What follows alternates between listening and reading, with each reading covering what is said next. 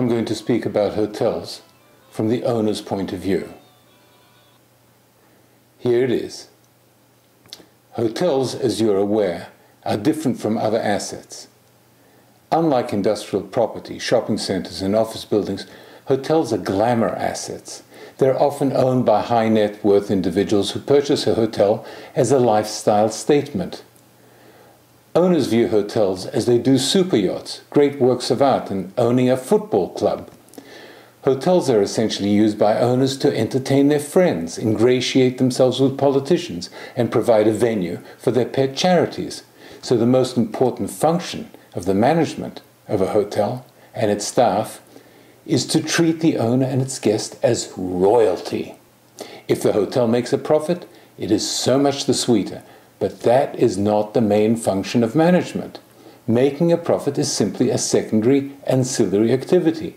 No doubt that is how all of you view your responsibilities. Right?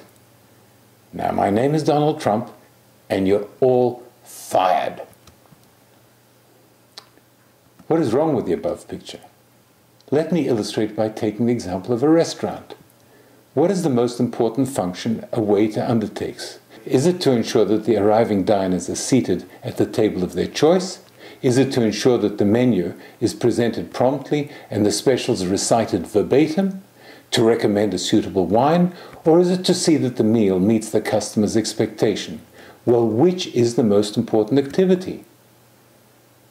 The answer is none of the above. The most important activity of the waiter is to take the customer's money. How many times have you sat in a restaurant in a hurry to leave and the waiter refuses to look in your direction and to take your money? After all, that is what it's all about. Taking the customer's money is the activity that is often lost in the process of pandering to the people who are in fact just a pipeline to the redistribution of their wealth to that of the owner.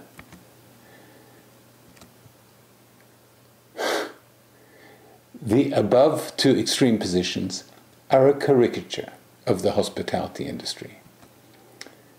Hotels are exciting places where much happens on the one hand, while ultimately the scoreboard for the successive management of a hotel is profit, which in the process of providing a high level of service one might tend to forget. Clearly, what is most important to the owner is value.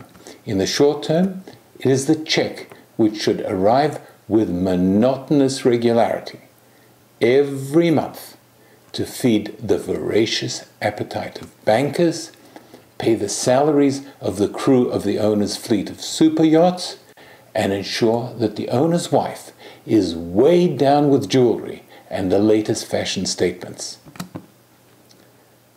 So what is at the heart of the business? First of all, we have a building, which some see as immutable. As far as they're concerned, it was built by Ramesses II and will remain in its current form for eternity. However, the astute owner sees it differently. He sees it as he sees his wife. A nip and tuck here, a shot of Botox to hide the wrinkles, some liposuction on the tummy and thighs, and voila, Angelina Jolie. The same is true for our hotel. Move the administrative staff into the basement and you have a day spa. Buy the property next door and add a conference room and retail center. The roof becomes the Horizon restaurant. Enclose the balconies and now the rooms are suites. All it takes is imagination.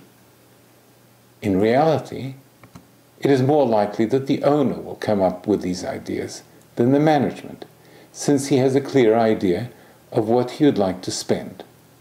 However, if management sees that the owner is a big thinker, they should get into the act and also see the hotel more as clay to be molded than a building set in concrete. Another reason that the owner is more likely to think big is that the management is head down, bums up, inventing excuses as to why the budget wasn't met. management's presentation at owners' meetings normally goes like this. Either, we met budget because we are brilliant, or we didn't meet budget because the market is weak. This is always supported by volumes of statistics piled high on the table. However, if the owner is smart, he'll bring his count-defeating expert to the meeting and discover how the statistics have been faked.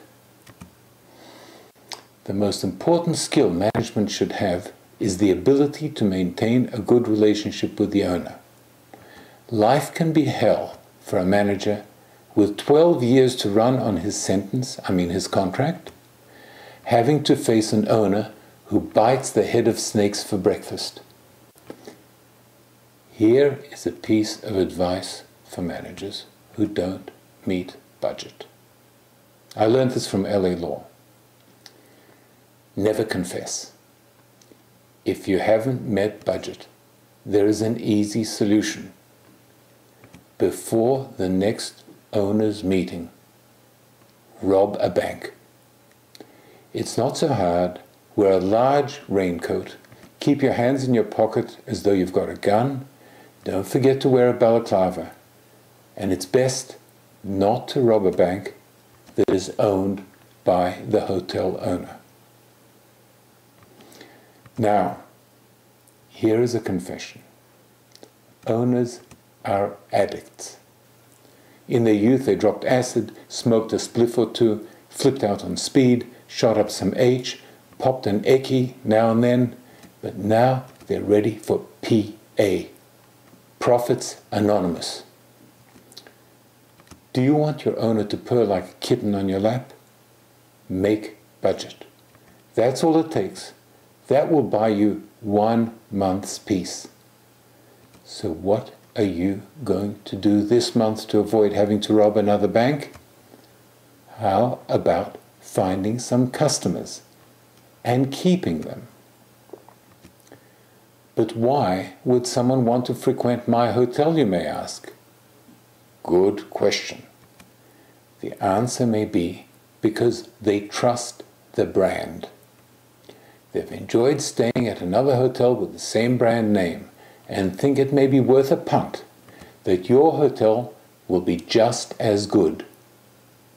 Gullible? Yes. If your brand is all over the place and looks like Fontainebleau in one city and the local flophouse in another. So consistency in brand might help. Or it may be that they stayed at your hotel previously and weren't poisoned, the toilets didn't overflow, their feet were not sticking out of the end of the bed, and the concierge didn't total your car taking it out of parking. But if you really want to avoid waking up at night in a cold sweat before owners' meetings, I suggest you're more inventive than praying for customers. The thugs in the sales and marketing departments of your competitors are not spending their time at the local bridge club. They're wielding their truncheons, brutalizing wholesalers, agents, and corporate secretaries who won't send them their quota of customers. So what are you going to do about it? Have you noticed recently that you haven't been getting any business on your website?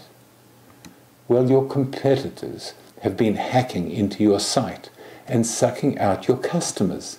It's a war out there.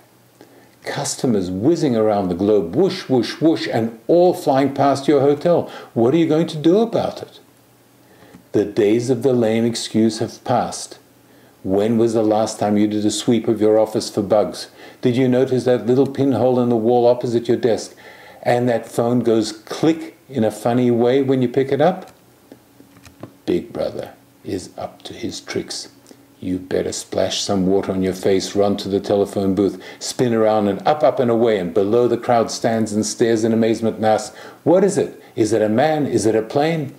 No, it's Super Hotel Manager, bringing clients to the hotel from its overseas and interstate offices, hiring search engine optimizers and search engine marketing specialists, making sure the hotel looks inviting and functions like clockwork, and that staff are friendly and polite and provide excellent service. It really isn't that hard. You can do it. Yes, you can.